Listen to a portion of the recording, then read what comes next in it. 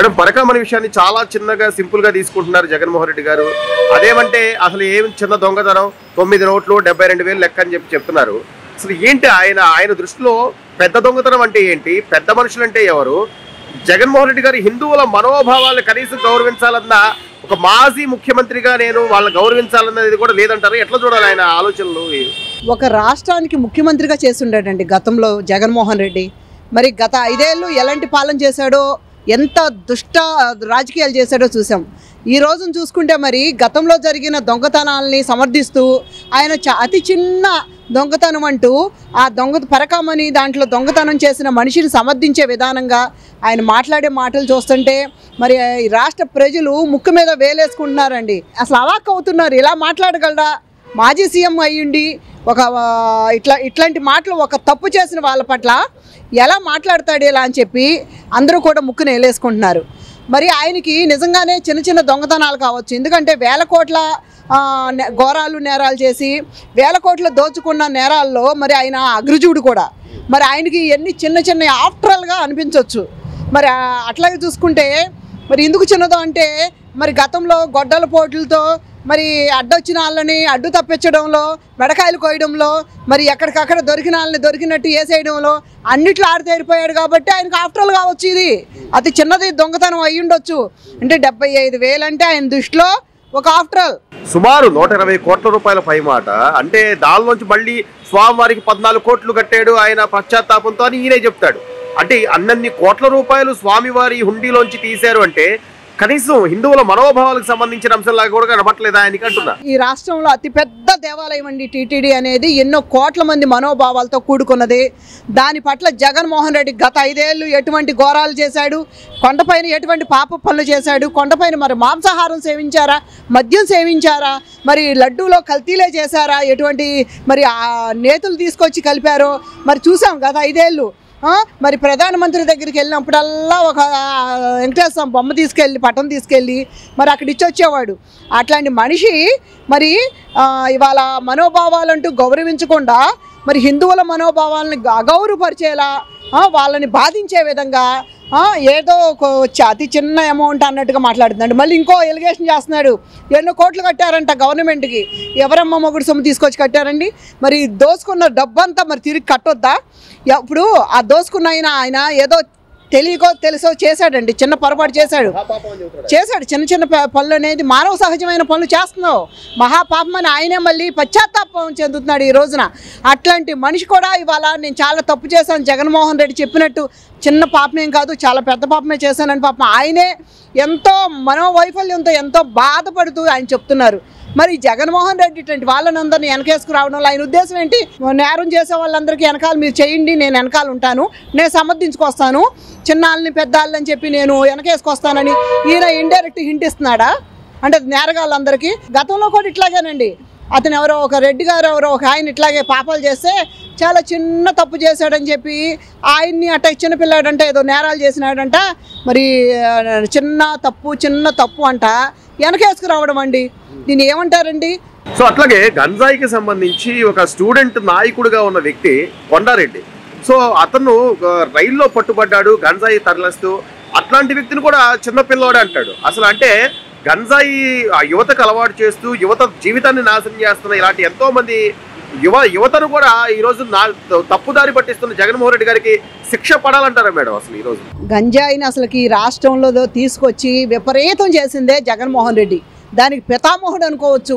గంజాయి, కల్తీ మద్యము, మరి ఏదైతే చీఫ్ లిక్కర్ ఉందో ఇట్లాంటి అన్నిటికీ కూడా ప్రజల ప్రాణాలతో ఆటలాడుకుని, ఈ ప్రజల దగ్గర ఆరోగ్యాలతో ఆటలాడుకుని, ప్రజల జీవన విధానంతో పాటు ఆటలాడుకుని విచ్చలవిడితనంగా ఈ రాష్ట్రంలో గంజాయిని అలవాటు చేసేసి యువతకి ఎంత నాశనం చేశాడంటే ఈ రోజున యువత ఇప్పుడు గత 5 ఏళ్ళు అందులో మగ్గిపోయి అలవాటు పడిపోయిన వాళ్ళు ఇప్పటికి కూడా ఎలా ఉందంటే ఎక్కడ ఏ అరాచకాలు చేస్తారో తెలియక మరి సామాన్యులు భయపడే పరిస్థితి వాళ్ళు ఉందండి. దీనిపైన ఉక్కుపాదం మోపుతూ ప్రభుత్వము మరి ఈగిల్ అని ఒక టీమును కూడా దించింది. ఎక్కడైతే ఏ చీకట సామ్రాజ్యంలో వీళ్ళు ఎక్కడ ఏ పని చేసినా కూడా డ్రోన్ కెమెరాసే కానీ పోలీస్ విభాగమే కానీ ఈగిల్ టీము ఎక్కడున్నా కూడా వాళ్ళని పట్టుకొచ్చి ఉతికి ఆరేసి వాళ్ళని జైల్లో పెట్టేదాకా నిద్రపోవట్లేదు. పోలీస్ యంత్రాంగం ఇంత బాగా పనిచేస్తుంది. మరి ఇట్లాంటి వాళ్ళందరినీ వెనకేసుకొస్తూ ఏదో చిన్న తప్పు చేశాడు, చిన్న పాపం చేశాడు, ఏంటంటే గంజాయి నేరగాళ్ళని పెంచి పోషించినాడు, చిన్న తప్పు చేశాడా? బుద్ధి ఉండాలి జగన్మోహన్ రెడ్డికి. బుద్ధి వయసు రాగానే సరిపోదు. ఇట్లాంటి వాళ్ళని వెనకేసుకొస్తున్నాడు చూడండి జగన్మోహన్ రెడ్డి. నీ యొక్క అరాచక ఆలోచనలు ఏంటనేది ఈ ప్రజలు గమనిస్తున్నారు. ఈ రాష్ట్ర ప్రజలు ఊరికే పోదు. నీకు 11 సీట్లు వచ్చినా కూడా నీ బుద్ధి మారటం లేదు. నీ నేచర్ అసలు ఎక్కడ నువ్వు మార్చుకోవడానికి ఇష్టపట్టాలా. నువ్వేంటంటే నేరగాళ్ళని వెనకేసుకొస్తాం, తప్పు చేసిన వాళ్ళని సమర్థించుకొస్తాం. ఎక్కడ అరాచకాలు చేస్తారు, ఎక్కడ నేరాలు చేస్తారో, ఘోరాలు చేస్తారా వాళ్ళందరికీ వెనకాల నేను ఉన్నానని ఒక టీముకి లీడర్ లాగా ఈ నేరగాళ్ళకి, ఈ పనికిమాలిన విద్రోహులందరికీ నువ్వు పెద్ద టీం లీడర్గా తయారయ్యావు. ఈ రాష్ట్రాన్ని ఏం చేద్దాం అనుకుంటున్నావు? నీకు 11 సీట్లు వచ్చినాయి. ఈసారి ఇంకా నువ్వు ఇట్లాగే మాట్లాడుతూ ఉంటే, నీ జనాలందరూ, నీ పేటీఎం బ్యాచ్ అందరూ ఇలాగే మాట్లాడుతూ ఉంటే నీకు ఆ 11 సీట్లు కాదు, ఒక్క సీటు కూడా రాకుండా రాష్ట్రంలో తరిమి కొడతారండి. ఈరోజు చూసుకుంటే మరి లోకేష్ బాబు డల్లాస్ వెళ్ళి ఆయన ఎంత చక్కగా అసలు ఆయనకి ఎలా స్వాగతం పలుకుతున్నారండి. పండగ చేసుకుంటున్నారు వాళ్ళు. సంక్రాంతి పండుగ ముందే వచ్చేసినామని అన్నంత సందడిగా ఉందండి. ఆ డల్లాస్ వీడియోలు చూస్తుంటే ఎంత కన్నుల పండుగ ఉందండి. ఒక మనిషి, మనకు రిప్రజెంట్ చేసే మనిషి గొప్పవాడైనప్పుడు, ప్రజల కోసం ఆయన కష్టపడుతున్నప్పుడు ఆ ఆనందం ఎలా ఉంటుందో ఇవాళ డల్లాస్లో లోకేష్ గారిని చూస్తే మాకు అనిపిస్తుందండి. నిజంగా అలాంటి బిడ్డను కన్నా చంద్రబాబు నాయుడు గారు జీవితం ధన్యం అనిపిస్తుందండి మాకు. అంత తాపత్రయపడుతున్నాడు ఈ రాష్ట్రంలో పిల్లలకి, యువతకి ఉద్యోగాలు ఇవ్వాలని. చూస్తుంటే ఆయన హుషారు చూస్తుంటే చంద్రబాబు నాయుడు గారు 5 ఏళ్లలో 20 లక్షల ఉద్యోగాలు అన్నాడు కదా. ఈయన 2 ఏళ్లలోనే 20 లక్షలు కంప్లీట్ చేసి ఆయన టాస్కు ఇంకా అంతకు మించి ఉద్యోగాలు ఇచ్చేలా ఉన్నాడు. ఇవాళ చూసుకుంటే మరి ఇంట్లో కూడా వర్క్ ఫ్రమ్ హోమ్ అని చెప్పి గవర్నమెంట్ మరి ట్రైనింగ్ ఇస్తుంది. ఫస్ట్ ట్రైనింగ్ పీరియడ్ స్టార్ట్ చేసింది. మరి ఈ ఉద్యోగాలు కూడా మరి ఇళ్లల్లో కూడా మినిమం సంపాదించుకునేలా మరి గవర్నమెంట్ ఎంతో కష్టపడుతుంది, ఎంతో తాపత్రయంగా వాళ్ళు ఎంతో కృషి చేస్తున్నారు. ప్రతి ఒక్కళ్ళు కూడా ఉపాధి వాళ్ళు సహజంగా వాళ్ళందరికీ వాళ్ళు ఒకరి మీద డిపెండ్ అవ్వకూడదు. ఈ రాష్ట్రంలో అందరూ కూడా అభివృద్ధి చెందాలి, తద్వారా రాష్ట్రం బాగుండాలని చెప్పి ఆ తండ్రి కొడుకులు పడుతున్న తాపత్రయం ముందు ఇట్లాంటి పనికి మాలిన మాటలు ఎందుకు పనికి వస్తాయండి? ఇవాళ మంచి ఏంటో చెడేంటో ప్రజలు గమనిస్తున్నారు, ఆల్రెడీ గమనించారు. ఇంకా అర్థమవుతుంది వాళ్ళకి. ఇంకా జగన్మోహన్ రెడ్డి ఎటువంటి కుటిల రాజకీయాలు చేయాలనుకుంటున్నారో కూడా అందరూ తెలుసుకుంటున్నారు. కాబట్టి జగన్మోహన్ రెడ్డి నోరు మూసుకుని కూర్చుంటే ఉత్తమం. 11 కనీసం ఆ సీట్లన్నా మిగులుతాయి. అంతేగాని ఇంకా రెచ్చగొట్టేసి నేరగాళ్ళని రెచ్చగొట్టి ఏదో పురమాయించేసేసి ఈ రాష్ట్రంలో అతలకుతలం చేసి అల్లకల్లోలం చేయాలి. దాని ద్వారా ఓటు బ్యాంక్ రాజకీయం చేద్దామని అనుకుంటున్నాడు వచ్చే ఎలక్షన్లకి. ఏమీ పప్పులొడకవు. ప్రజలందరూ మీరు గత 5 ఏళ్ళు చేసిన అరాచకాలు బాధితులు ఇంకా ఇప్పుడు కూడా ఆ ఎఫెక్ట్స్ అనుభవిస్తున్నారు. కాబట్టి నువ్వు ఎన్ని రాజకీయ కుయుక్తులు పన్నినా కూడా నీ పప్పులు అడుకో జగన్మోహన్ రెడ్డి అని చెప్తున్నా. ఈరోజు పరకామణి కేసుని చాలా చిన్న అంశం అంటాడు, చిన్న దొంగతనం అంటాడు. అంటే దొంగతనాలు చిన్నది పెద్దది ఉంటుంది అంటారా? అసలు ఆయన ఆలోచనలు ఏంటి? ఈ రోజున కొన్ని కోట్ల మంది మనోభావాలకు సంబంధించిన అంశం పరకామణి అంటే మనం ఎంతో పవిత్రంగా భావించి అక్కడ హుండీలో వేసే కానుకల్లో కూడా చిన్న దొంగతనం అని మాట్లాడడంలో ఆయన అంతరార్థం ఏమనుకోవాలి? భక్తుల మనసులో ఉన్నటువంటి భక్తి, వాళ్ళ ఆవేదన, ఇవన్నీ లక్షల కోట్ల దొంగతనం చేసిన జగన్ గారికి ఏం తెలుస్తాయండి? మరి విషమే కదా అని 2 బొట్లు తాగమంటే తాగుతాడా ఆయన? దొంగతనం అంటే చిన్న దొంగతనం ఏంటి, పెద్ద దొంగతనం ఏంటి? దొంగతనం అంటే దొంగతనమే కదా. మరి విషం అంటే విషమే. 2 బొట్లు తాగరా బాబు అంటే జగన్ గారు తాగుతారా? మరి మా భగవంతుడు సొమ్ము అంటే హిందువులకి అందులో అతిపెద్ద దేవాలయం రాష్ట్రంలోనే, దేశమంతా కాదు ఇంటర్నేషనల్గా కూడా మనకి వెంకటేశ్వర స్వామి గారు అంటే మరి ఎంతోమంది కోట్ల మంది భక్తులు ఉంటారు, ఎంతో పవిత్రంగా భావిస్తారు. ప్రతి రూపాయి, పేదవాడి ప్రతి రూపాయి భగవంతుడు కూడా చాలా విలువ. కానీ మన జగన్కి మాత్రం వాల్యూ లేదు. చిన్న దొంగతనం ఏంటంటే వాడి బొంద. దొంగతనం అంటే దొంగతనమే. ఆ రాజశేఖర్ రెడ్డి కడుపును చెడబుట్టాడు, లక్షల కోట్ల దొంగతనం చేశాడు. మరి ఇది చాలా చిన్నదిగానే అనిపిస్తుంది. సహజమే, ఆయన నైజానికి తగ్గినట్లే మాట్లాడాడు. అందులో తప్పే ఉంది? దొంగలానే మాట్లాడాడు కదా. ఈరోజు కల్తీ లిక్కర్ అని కానీ లేకపోతే గంజాయికి సంబంధించిన మూలాలు కానీ, ఆ గంజాయి పట్టుబడ్డ వ్యక్తి కూడా కొండారెడ్డి అని ఒక యువజన విభాగానికి సంబంధించిన వ్యక్తి, వాడు చిన్నపిల్లాడు అంటాడు. అసలు ఏంటంటే ఆయన దృష్టిలో పెద్దవాళ్ళు అంటే ఏంటి? ఆయన దృష్టిలో పెద్దవాడు అంటే మరి బాబాయి రక్త సంబంధికులు అయినప్పటికీ కూడా గొడ్డలి వేటికి అయినా సరే వెనకాడకుండా ఉన్నవాళ్ళు పెద్దవాళ్ళు అవుతారు.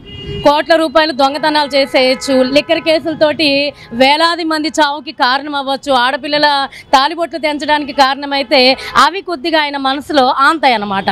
అవి కొంచెం నేరాలుగా కనిపిస్తాయి. ఎందుకంటే ఎంత ఘోరమైన నేరస్తుడు అనేది అనుకుంటున్నాడు ఇక్కడ.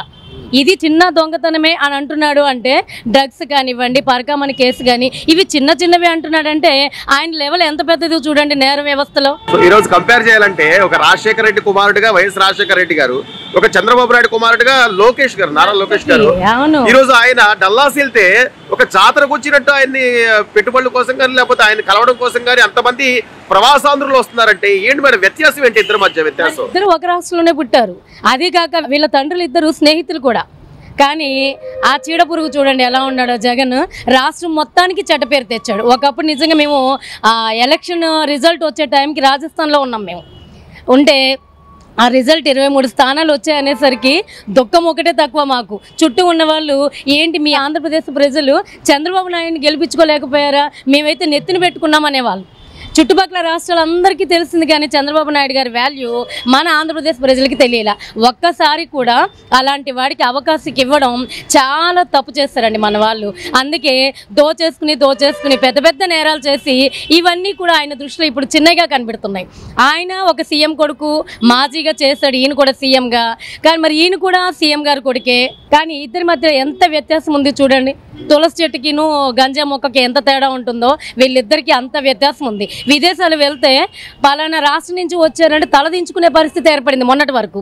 కానీ ఇవాళ అదే లోకేష్ మన ఆంధ్రప్రదేశ్ యొక్క వాల్యూని ఎన్ని వేల రెట్లు పెంచేశాడో చూడండి. చంద్రబాబు నాయుడు గారే అనుకుంటే ఆయనకి తగ్గ కొడుకు, ఒక్క కొడుకు చాలండి. అట్లాంటి వాడు పులి గడుపున పులే పుడుతుంది అన్నట్లు చంద్రబాబు నాయుడు గారే పెద్ద బ్రాండ్ అంబాసిడర్ అనుకుంటే ఆయనకంటే మించి 100 రెట్లు ఇంకా ఎదిగిపోయాడు అనిపిస్తుంది. మాకే అది చాలా ఆశ్చర్యం అనిపిస్తుంది. నిన్నగాక మొన్నటి వరకు చదువుకుని అదే డల్లాస్లో 9 ఇయర్స్ ఉన్నాడు.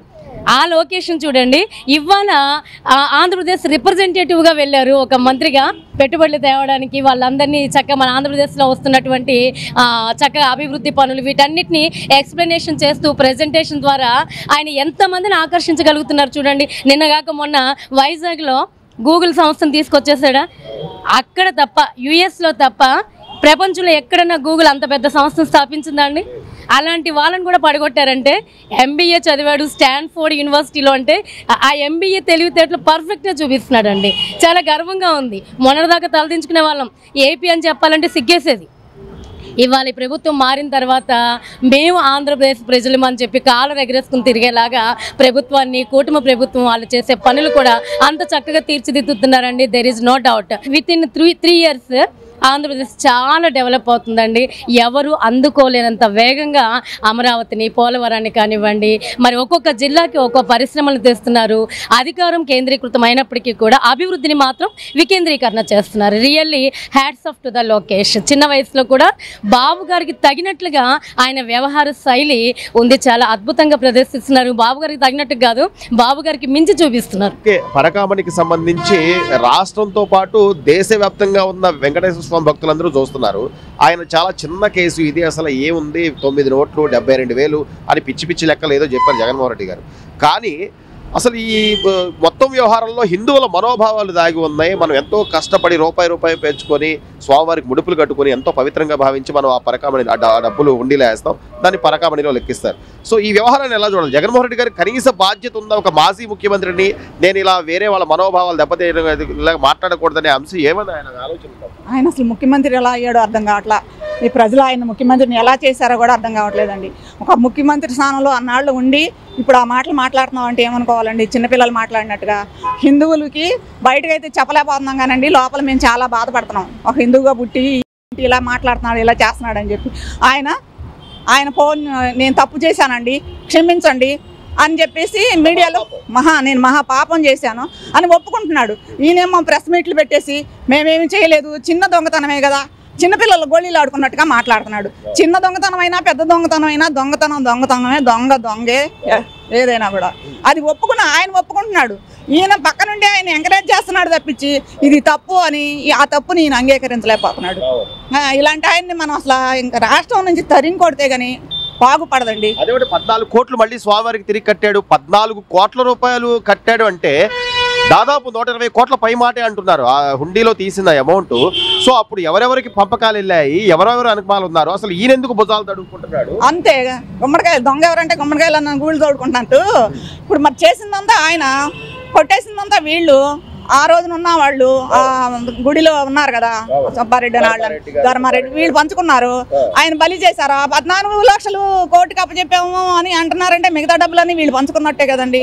అవి ఏమన్నా కోర్టులో పెట్టారా, లేకపోతే గవర్నమెంట్కి ఏమైనా హ్యాండ్ ఓవర్ చేశారా? ఏం చేయలేదు కదా. ఇదంతా ఈయన నొక్కేశాడు. ఇవన్నీ బయటకు రావడం కోసం కవర్ చేసుకుంటున్నాడు ఈ జగన్మోహన్ రెడ్డి అని. ఆయన ఇవన్నీ బయటికి రాకూడదని కవర్ చేసుకుంటున్నాడండి. ఇన్ని లక్షల మంది, ఇన్ని కోట్ల మంది ప్రజల మనోభావాలు, తిరుమల అంటే ఒక పుణ్యక్షేత్రం, వెంకటేశ్వర స్వామి కలియుగ వైకుంఠ దైవం, మనం అందరం పూజిస్తాం, వాళ్ళ మనోభావాలను గౌరవించాలని ఉన్నట్టారు ఆయనకి. మరి అసలు అదే కదండి ఇప్పుడు బాధ. ఇప్పుడు ఎవరు ఏం మాట్లాడినా కూడా దానికి రివర్స్ లో మాట్లాడుతున్నాడు అయ్యే వచ్చి.